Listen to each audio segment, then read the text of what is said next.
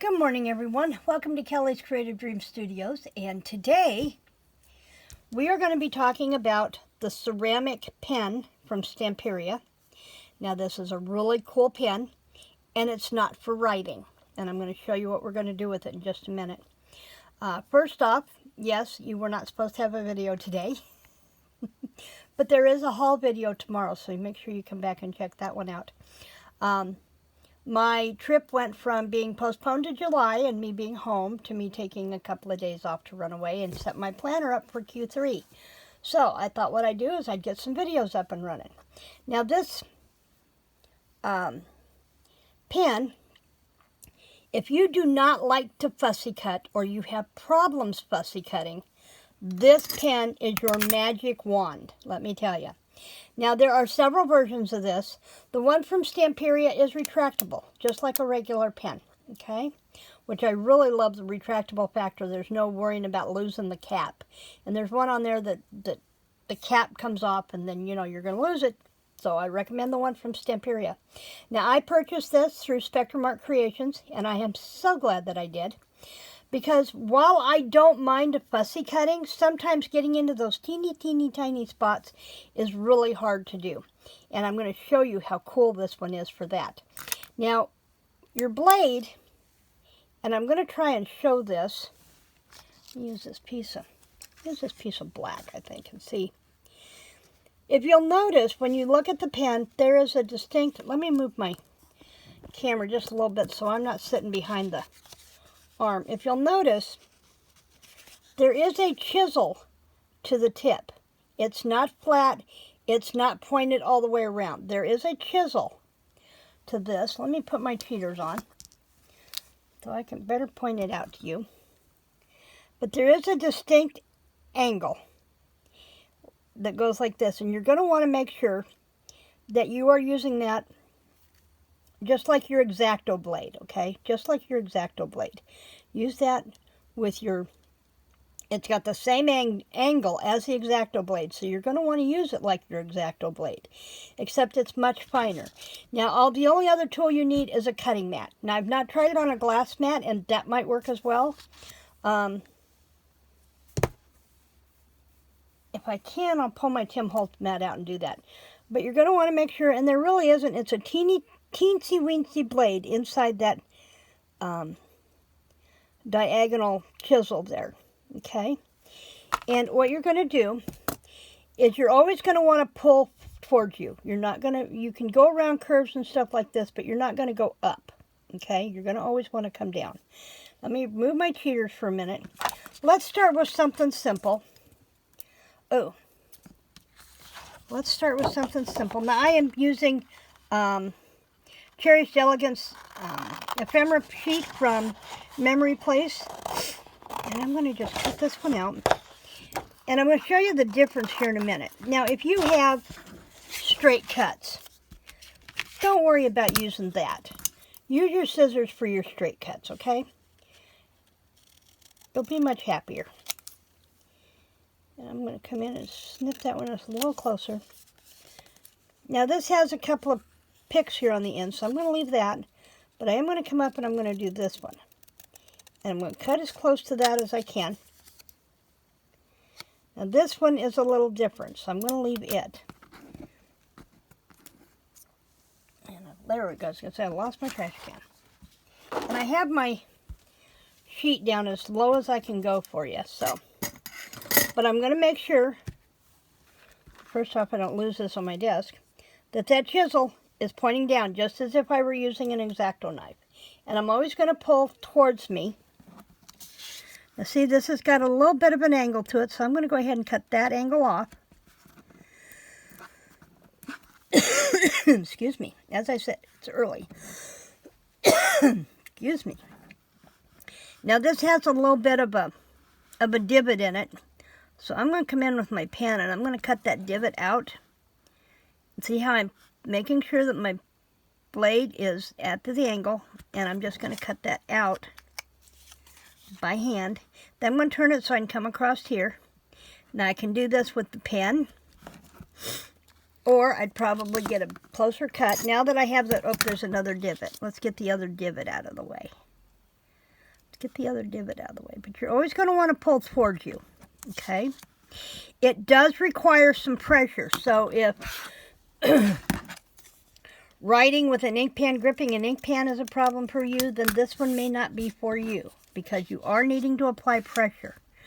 So this one has a little bit of a notch out there. It's got a notch out here.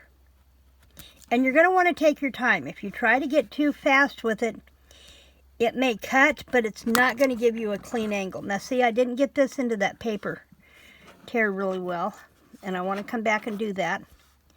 So I'm going to clip this one out. One of the things that I love this for is like when you're trying to cut out the holes where somebody has their arm on their hand on their hip, and you've got that opening around the elbow area. Now see, I tried to go too fast with that, and my pen wasn't at an angle, so I'm going to want to make sure. And now that I've started that, it doesn't want to go there. There we go. Let's see, I've got a little bit of white there. That is easier to just come back in with my scissors and trim that off. Okay. This is not going to be any quicker than using fussy cutting with your scissors. But it is going to let you get in there to more detailed places, like this little jog here. I can go straight down.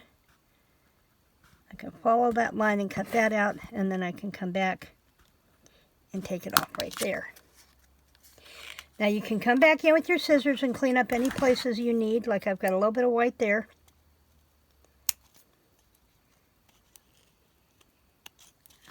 Okay.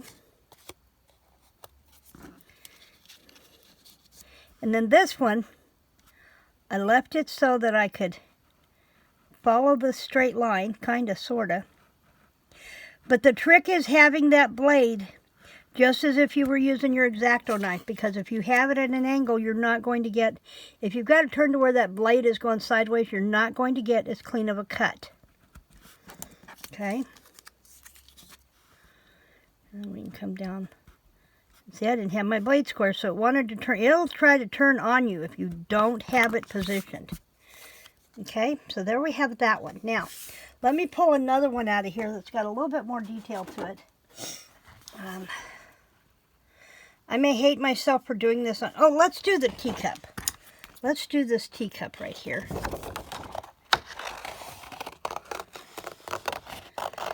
And like anything else, if you're fussy cutting, get your majority of your paper stuff out of the way first. Okay? And here's one of those armhole pieces I was talking about. You could come in here and you could cut that out. Let me go ahead and cut that one. And I'm just going to get my excess out of the way.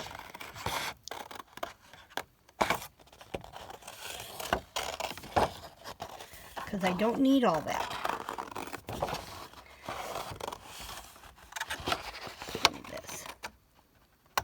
Okay, that went back in the box before I'll lose it. Okay, let's go ahead and start with this one. Because see this little spot right in here between his thighs? You're not going to get that with a pair of scissors. But you do want to take your blade and come in here and just take your time. Now it does take pressure. Pull towards you. Just as if you were using your X-Acto knife. But it's a much sharper and more detailed blade. See, I didn't go all the way through. Oh, and I wasn't going to cut these out. I bought these because I wanted the words on the other side. I may have to go in and see if Maddie's got another sheet of these. Now see, I didn't have my blade right and I cut into her thigh. So I don't want to do that. I want to come back here.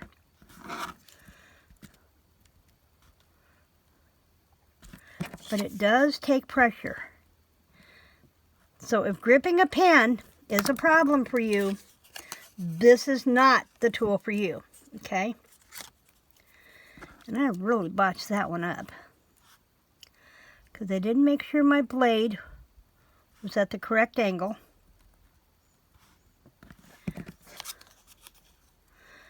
Now I have tried just putting it down and cutting in any direction with it.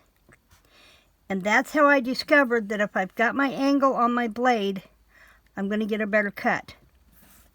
So just take your time and look at your tool. If you learn to use your tool, you will get the best use out of it. You know, if it's one of those if all else fails, reads the directions kind of thing. Now let's show you on a curve here. Let's come back and do this curve. Okay, so I'm making sure my blade is at its angle. And then I can come back in and I can follow this curve really close. Could I do this with a pair of scissors? Absolutely.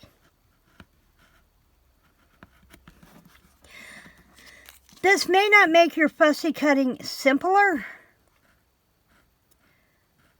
but what it will do is let you get into those detail spots that you might not get into otherwise. You see, I botched that one a little bit. So I can go in here in the handle, make sure my blades go in the right direction.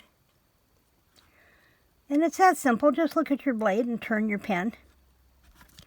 And then I can come in here, follow that edge, and I just heard my shoulder pop.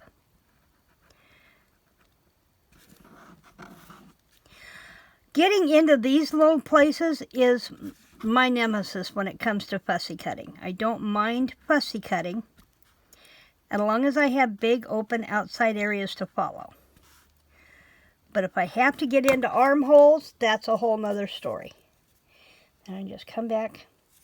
And if it doesn't cut completely, come back in with your pen. Don't try to tear it out. Come back in with your pen, just like that. Okay, and there's your finger hole on your teacup handle. So that's going to do it for me in the studio today. I am headed to Poplar Bluff for a weekend, well, just an overnight, of coffee and friends and working on my planner so that I am ready when Q3 starts on July 1st. Thanks for joining me in the studio today. I will be back here Monday. No, I will be back here tomorrow with a haul video from Spectrum Art Creations. And remember our live sale tomorrow afternoon. And then we'll be back here Monday with an All Things Altered. We're going to make a couple of belly bands for that journal. And Tuesday is Try It Tuesday. I'm not sure what we're going to try, but I'll have a video for you. Thanks for joining me in the studio today. Remember to like, to share, subscribe. Enjoy your weekend and creative blessings.